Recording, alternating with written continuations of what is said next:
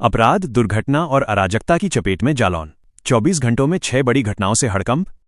जनपद जालौन में पिछले 48 घंटों के भीतर अपराध, भयावह दुर्घटनाओं और सामाजिक पारिवारिक तनाव से जुड़ी 6 बड़ी और विचलित करने वाली घटनाओं ने जिले को अस्त व्यस्त कर दिया है। ये घटनाक्रम न केवल जिला प्रशासन की नींद उड़ाने वाला है, बल्कि आम नागरिकों के मन में सुरक्षा को लेकर बड़ा भय पैदा कर रहा है।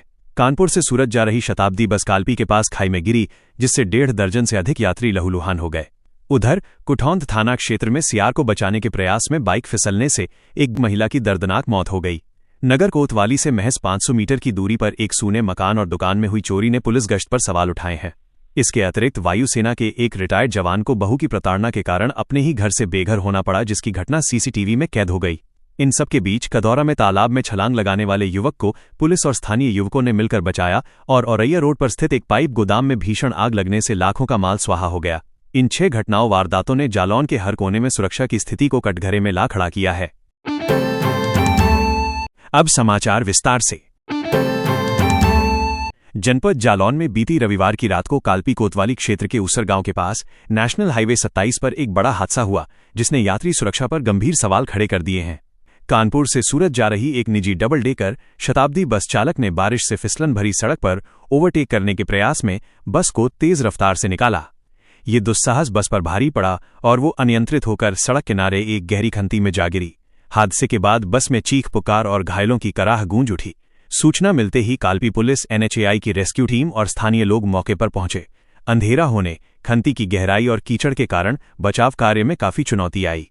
स्थानीय लोगों की मदद से 1.5 दर्जन से अधिक घायल यात्रियों को बाहर निकालकर कालपी और उरई के विभिन्न अस्पतालों में भर्ती कराया गया। घायलों में अमन बाबू भोगनीपुर, अंकुश, आकाश, सतीश बाबू, सुनीता, पुष्पेंद्र, रवींद्र सभी सराई मिर्ठे, बकेबर, इटावा, ऊदल, उमरिया, भोगनीपुर, अजय सिंह, मलासा, भोगनीपुर, नगीना, मुस्कान, खुशनसीब, बीलापुर, भोगनीपुर, दीपेंद्र कुमार, रामकिशोर, भरतौली, मूसानगर, जीतू, भितरगांव, जखल जरसौल, कानपुर देहात, सचिन, कटरी घाटमपुर, धर्मेंद्र, कार्तिक, रामश्री, बख्शी का डेरा, सिकंदरा, धर्मेंद्र पुत्र, मिजाजीलाल और सिपाहीलाल, करियापुर, अमहराहट शामिल है। पुलिस ने बताया कि अधिकांश की हालत अब खतरे से बाहर है। इस हादसे के कारण नेशनल हाईवे पर करीब 2 घंटे तक यातायात ठप रहा। बाद में क्रेन की मदद से बस को खाई से बाहर निकाला गया, जिसके बाद यातायात सामान्य हो सका। पुलिस ने तेज रफ्तार और लापरवाही के एंगल से जांच शुरू कर दी है। उधर रविवार देर रात एक और दर्दनाक सड़क दुर्घटना कुठौंद थाना क्षेत्र से सामने आई है, जिसने मासूम वन्यजीवों और नागरिकों की सुरक्षा के बीच के टकराव को दर्शाया। मदारीपुर निवासी राकेश कुमार दोहरे अपनी 30 वर्षीय पत्नी प्रियंका देवी के साथ शादी समारोह से लौट रहे थे। रात लगभग 10 बजे ग्राम कुदरा कुदारी के पास अचानक एक सियार सड़क पर आ गया। सियार को बचाने के मानवीय प्रयास में राकेश ने अचानक ब्रेक लगाए, जिससे बाइक पूरी तरह से असंतुलित होकर फिसल गई। इस हादसे में प्रियंका देवी सिर के बल सड़क पर गिरी और गंभीर रूप से घायल हो गईं। राहगीरों की मदद से उन्हें CHC जालौन पहुंचाया गया, जहां डॉक्टरों ने परीक्षण के बाद प्रियंका देवी को मृत घोषित कर दिया। राकेश कुमार भी चोटिल हुए हैं। मृतका के परिवार में 2 बेटे प्रिंस और डुग्गू और एक बेटी प्रिंसी हैं। घटना की सूचना पर परिवार में शोक का माहौल व्याप्त हो गया। जालौन कोतवाली निरीक्षक आनंद कुमार सिंह ने बताया कि पुलिस ने आवश्यक कार्रवाई करते हुए शव को पोस्टमार्टम के लिए भेज दिया है।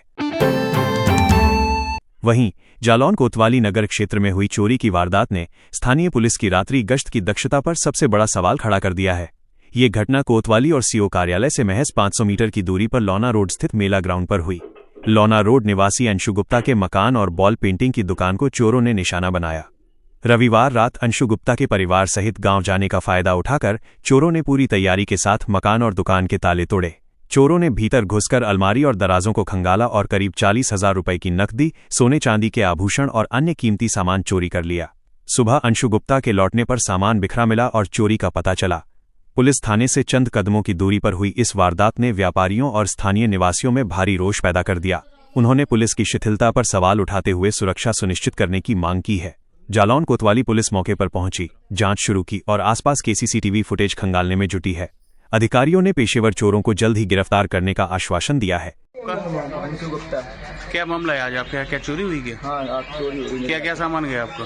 मेरे यहाँ से 40,000 रुपये कैश गया है, 2 अंगूठी, 1 मंगलसूत्र, 1 जंजीर और कुछ चांदी का सामान। आपको जानकारी कितने समय लगी इस चीज़ की, चोरी की? जब 9:30 बजे घर से आए, जब मैंने देखा तो दोनों ताले खुले हुए थे। आप कहीं बाहर गए थे क्या? हाँ, गाँव में पूजा थी।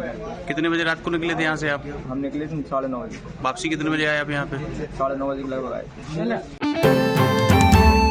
इधर उरई कोतवाली क्षेत्र के कालिदास महाविद्यालय के पास का ये मामला पारिवारिक रिश्तों की मर्यादा को तार तार करता है। भारतीय वायुसेना से सेवानिवृत्त जवान और शिक्षक राधेश्याम तिवारी और उनकी पत्नी अर्चना तिवारी ने अपनी बहू राधा पर प्रताड़ना, मारपीट और झूठे मुकदमे की धमकी देने का संगीन आरोप लगाया है। उनके बेटे आकाश की शादी 8 मई को हुई थी। शादी के कुछ ही समय बाद से बहू राधा ने पति आकाश पर माता पिता से संबंध विच्छेद करने और अलग रहने का दबाव बनाना शुरू कर दिया। विवाद बढ़ने पर बहू ने पति को झूठे मुकदमों में फंसाने की धमकी दी। राधेश्याम तिवारी ने बताया कि बहू ने उन पर निर्वस्त्र करने और मारपीट के झूठे आरोप लगाए, जबकि सीसीटीवी फुटेज में ये स्पष्ट देखा जा सकता है कि 17/18 अक्टूबर की रात्रि में बहू ने दरवाजा खोलकर ग्रिल काटने की कोशिश की। जब बेटे ने हस्तक्षेप किया तो बहू ने उसे कॉलर पकड़कर खींचा, जमीन पर पटका और गला दबाने की कोशिश की, जिससे बेटे को धक्का देकर अपनी जान बचानी पड़ी। बहू पहले ही उन पर दहेज प्रथा व घरेलू हिंसा अधिनियम के तहत मुकदमे दर्ज करा चुकी है और झूठे बलात्कार के मुकदमे में फंसाने की धमकी देती है। इन परिस्थितियों से त्रस्त होकर दंपति पिछले 2 महीनों से अपने ही घर में नहीं रह पा रहे हैं। पुलिस द्वारा कार्रवाई न होने पर सेवानिवृत्त सैनिक ने उच्चाधिकारियों से निष्पक्ष जांच और धरना देने की चेतावनी दी है।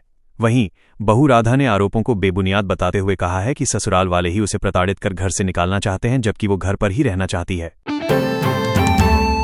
उधर जनपद जालौन के कदौरा थाना क्षेत्र के धोबीपुरा मोहल्ले में सोमवार देर रात मानवीय संवेदना का एक उत्कृष्ट उदाहरण सामने आया। नशे की हालत में और मानसिक रूप से परेशान युवक परशुराम निवासी रैला ने तालाब में छलांग लगा दी। स्थानीय लोगों की सूचना पर कदौरा पुलिस मौके पर पहुंची।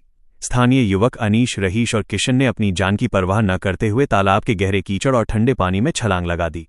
पुलिसकर्मियों के साथ मिलकर लंबे बचाव अभियान के बाद युवक परशुराम को सकुशल बाहर निकाला गया। थाना प्रभारी प्रभात सिंह ने बताया कि परशुराम को तुरंत प्राथमिक स्वास्थ्य केंद्र कदौरा में भर्ती कराया गया, जहां उसकी हालत स्थिर है। उल्लेखनीय है कि मानवता का परिचय देने वाले तीनों स्थानीय युवकों को भी ठंडे पानी के कारण तबीयत बिगड़ने पर उपचार के लिए अस्पताल भेजा गया। पुलिस मामले की जांच कर रही है। वहीं जालौन कोतवाली क्षेत्र के औरैया रोड स्थित मोहल्ला रावतान में रविवार रात एक बड़ी अग्निकांड की घटना सामने आई। शॉर्ट सर्किट से संजू शर्मा के पाइप गोदाम में अचानक भीषण आग लग गई। गोदाम में रखे प्लास्टिक और पीवीसी पाइप धू धू कर जलने लगे, जिससे मौके पर भारी धुआं फैल गया और आसपास के लोगों में दहशत फैल गई। सूचना मिलते ही कोतवाली पुलिस और दमकल विभाग की टीम मौके पर पहुंची। आग की तीव्रता इतनी अधिक थी कि दमकल कर्मियों को कड़ी मशक्कत के बाद पानी की कई टंकियों का इस्तेमाल कर आग पर काबू पाना पड़ा। फायर ब्रिगेड अधिकारियों ने बताया कि समय रहते आग पर नियंत्रण पा लिया गया, जिससे आसपास बने रिहायशी मकानों तक आग फैलने से एक बड़ा हादसा टल गया। गोदाम मालिक संजू शर्मा ने बताया कि आग से उनका करीब 3 से 4 लाख रुपए का माल पूरी तरह जलकर राख हो गया है, जिससे उन्हें भारी आर्थिक नुकसान हुआ है। पुलिस ने घटना की जानकारी उच्चाधिकारियों को दी है। जरूरी सूचना, कृपया ध्यान से सुनें। अगर आपको हमारा काम, हमारी मेहनत, हमारी पत्रकारिता अच्छी लगती हो तो कृपया वीडियो को लाइक और शेयर करें।